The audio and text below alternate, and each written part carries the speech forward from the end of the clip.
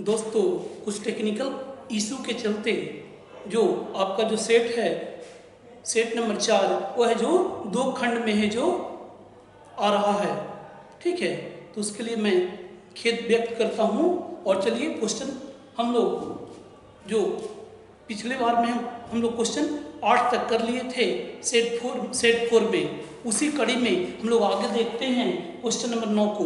ठीक है, तो क्वेश्चन नंबर 9, आधुनिक आवर्त सारणी में कितने आवर्त एवं कितने समूह होते हैं? इसका सही आंसर है 7 आवर्त एवं 18 समूह। ठीक है, इसका सही आंसर है 7 आवर्त एवं 18 समूह है जो होते हैं। देखिए, जो आवर्त सारणी है, और आवर्त सारणी बनाया गया था इसलिए ताकि तत्वों की संख्या दिन पे दिन बढ़ते जा रहा है। आज के डेट में जो तत्व की संख्या 118 है। अभी संभव नहीं है कि हर एक तत्व को अलग अलग करके पढ़ा जाए, तो कुछ खास गुण के चलते उसे हम लोग एक ग्रुप या एक आवर्त में उसे रखते हैं। तो देखिए, जो आधुनिक आवर्त सारणी में जो आवर्त है तो कुछ इस तरह से है, ऐसे करके। और जो वो टोटल देखिएगा तो टोटल जो 7 आवर्त है। ठीक, उसी तरह से वर्ग देखिएगा तो खड़ा वाला है, तो टोटल जो इस तरह से रहेगा इसे हम लोग आवर्त कहते हैं, वो 7 है। और जबकि ये है जो आपका 18 है। ठीक है, इसका सही आंसर हो गया 7 आवर्त एवं 18 समूह। चलिए आगे देखते हैं।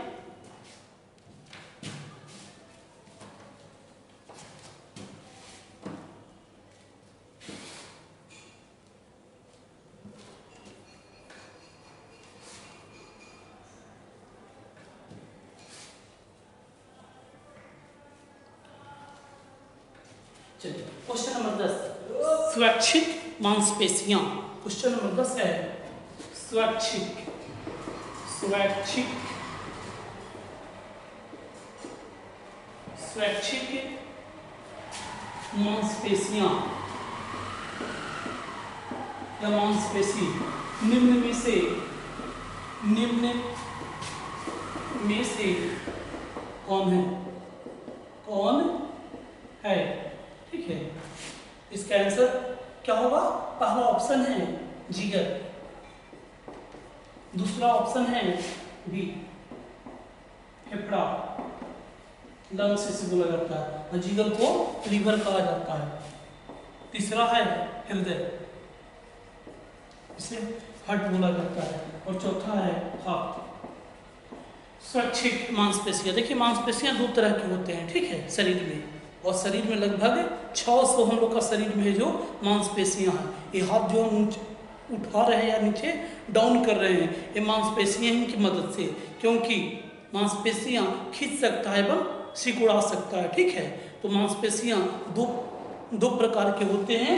एक है जो आपका स्वैच्छिक, मतलब जिस समय आपको मन किया, अपना इच्छा है, उस आधार पे आप कर सकते हैं। ठीक है, अपनी इच्छा के अनुसार उस मांसपेशियां से आपका कंट्रोल हो सकता है, नियंत्रण हो सकता है। जबकि कुछ मांसपेशियां अनैच्छिक होती है, तो अनैच्छिक मांसपेशियां पे आपका नियंत्रण नहीं है। जैसे जिगर, लीवर का जो मांसपेशी है, फेफड़ा का मांसपेशी है, या हृदय का जो मांसपेशी है ना, हमेशा हृदय है जो एक तरह से धड़कते रहता है, उसी तरह से ये जितने भी हैं वो सब एक प्रकार से अनैच्छिक हैं, इस पे कोई कंट्रोल मनुष्य का नहीं है। ठीक है, तो इसका सही आंसर हो गया हार्ट। ठीक है, हार्ट का जो मांसपेशी है वो एक प्रकार से स्वैच्छिक है, अपनी इच्छा से हम इसे एक तरह से जैसे मन होता है उससे हम लोग करते रहते हैं।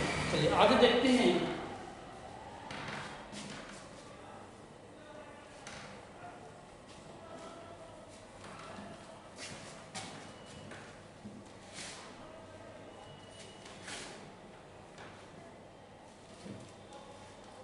क्वेश्चन नंबर आपका हो गया 11, अकबर के शासन काल में, अकबर के शासन काल में कौन उनके वित्त मंत्री थे? वित्त मंत्री थे। ऑप्शन है पहला तानसेन, दूसरा ऑप्शन है बीरबल। तीसरा ऑप्शन है टोडरमल। और चौथा ऑप्शन है मानसिंह, राजा मानसिंह। उसी तरह इनको भी राजा टोडरमल कहा जाता है। तो देखिए अकबर के नवरत्न थे, मंत्रिपरिषद में 9 लोगों को जगह मिला हुआ था। तो उसमें से आपको पूछा गया है अकबर जो कि मुगल वंश का एक तरह से राजा थे और बहुत ही प्रतापी राजा है जो अकबर को माना जाता है। तो अकबर के समय उनके जो वित्त मंत्री नवरत्न में थे वो कौन थे? तो राजा टोडरमल थे। ठीक है, इसका सही आंसर हो गया ऑप्शन नंबर 3। और राजा टोडरमल है जो बंदोबस्ती प्रथा का भी इजाद किए थे, विकास किए थे। बंदोबस्ती प्रथा को देगा या दहसाल पद्धति या दहसाल पद्धति। दहसाल पद्धति का भी जो इन्होंने ही एक तरह से क्या किया था, एक तरह से इजाद किए थे। चलिए आगे देखते हैं।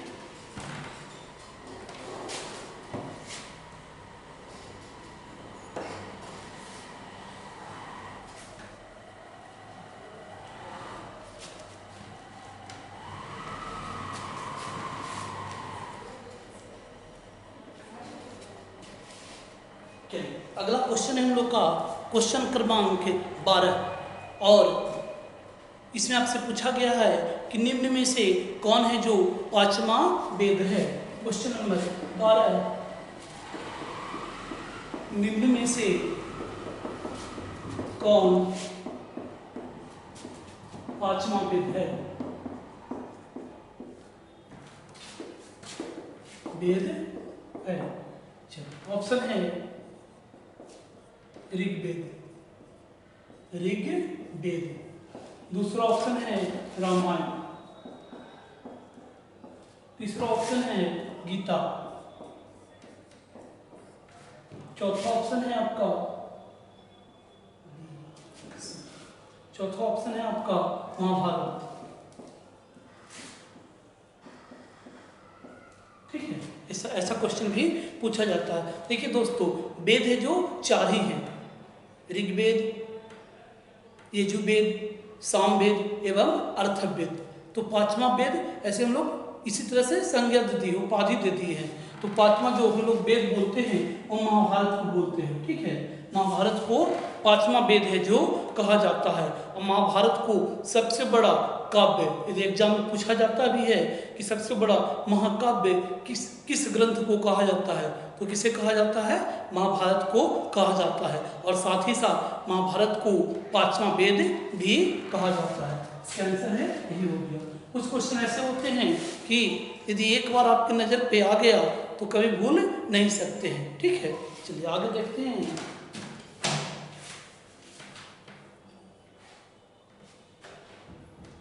क्वेश्चन नंबर 13,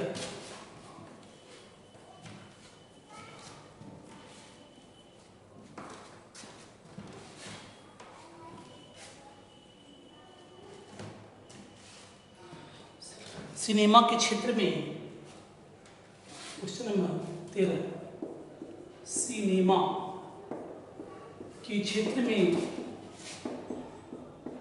सिनेमा के क्षेत्र में सबसे बड़ा अवार्ड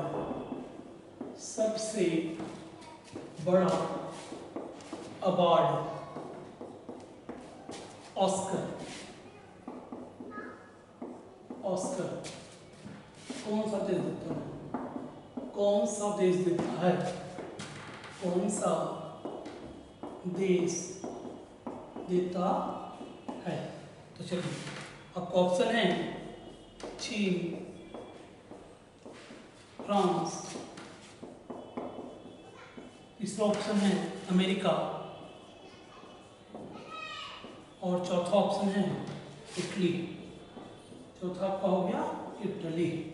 चलिए बताइए कौन सा ऐसा एक तरह से है कि जो कि सबसे अच्छा एक तरह से अवार्ड माना जाता है? ऑस्कर अवार्ड किस देश का है? तो ऑस्कर अवार्ड जो है वो फिल्म के क्षेत्र में सबसे बड़ा अवार्ड है। उससे बड़ा अवार्ड इस दुनिया में कोई नहीं है, और वो अमेरिका, ठीक है, वो अमेरिका द्वारा एक तरह से जारी किया जाता है। भारत का एक तरह से सर्वश्रेष्ठ जो फिल्म अवार्ड मिलता है वो दादा साहब फाल्के अवार्ड मिलता है, ठीक है। दादा साहब फाल्के का भी नाम याद रखिएगा, क्योंकि एग्जाम में ये भी पूछा जाता है कि भारत का सर्वश्रेष्ठ अवार्ड किसे बोला जाता है, तो दादा साहब फाल्के। लेकिन ऑस्कर है जो विश्व के माने में, ठीक है, विश्व के मामले में ऑस्कर को माना जाता है। चलिए आगे देखते हैं।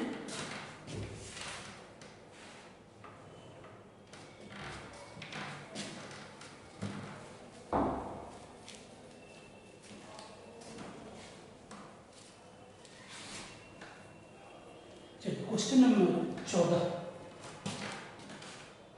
जब मेंडलीफ के बारे में सब लोग जानते होंगे और बहुत ही बड़े एक तरह से वैज्ञानिक थे, ठीक है।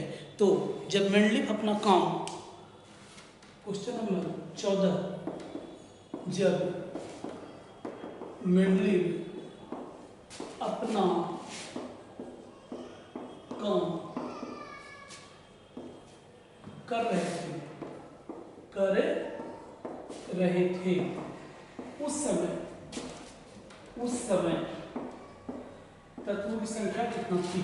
उस समय ज्ञात तत्वों की संख्या,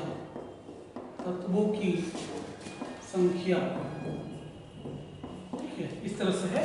इस समय मेंडलीफ थे जो कि आवर्त सारणी का एक तरह से जनक भी बोला जाता है, ठीक है। आवर्त सारणी मुख्य रूप से मेंडलीफ का ही दिया हुआ है। ऐसे आधुनिक आवर्त सारणी जो है वो मोस्ले द्वारा जारी किया गया है, लेकिन मेंडलीफ है जो एक तरह से नींव डाले थे। तो चलिए इसका ऑप्शन है पहला 63, दूसरा 65, तीसरा 98 और चौथा 118, ठीक है। तो मेंडलीफ है जो एक तरह से बहुत ज़्यादा आवर्त सारणी में एक तरह से इनका योगदान है। तो इसका सही आंसर है 63। इसमें मेंडलीफ थे उस समय जो 63 ही तत्व ज्ञात हुआ था, लेकिन मेंडलीफ इतने दूरदर्शी थे कि जब एक आवर्त सारणी बना रहे थे तो अज्ञात तत्वों को भी एक तरह से खाली स्थान उन्होंने छोड़ दिया था। उस समय 63 आज के डेट में है जो अभी ज्ञात जो तत्व है या पीरियोडिक टेबल में है वो 118 है, ठीक है। उसमें से 98 है जो प्राकृतिक है, अर्थात हम लोग इस प्रकृति से लेते हैं, मतलब निकालते हैं, जबकि 20 ऐसे हैं जिसे मनुष्य द्वारा निर्मित किया गया है, मतलब आर्टिफिशियल तत्व एलिमेंट भी उसे कह सकते हैं। इसका सही आंसर हो गया 63। चलिए अगला क्वेश्चन है, निम्न में से, लास्ट क्वेश्चन आज का है,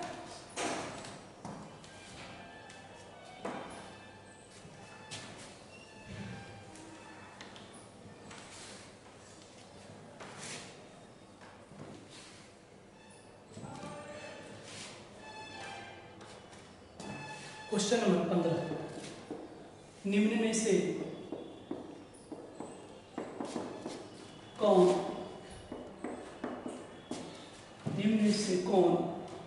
उभयधर्मी ऑक्साइड है। चलो पहला है Al2O3 एल्युमिनियम ऑक्साइड, दूसरा है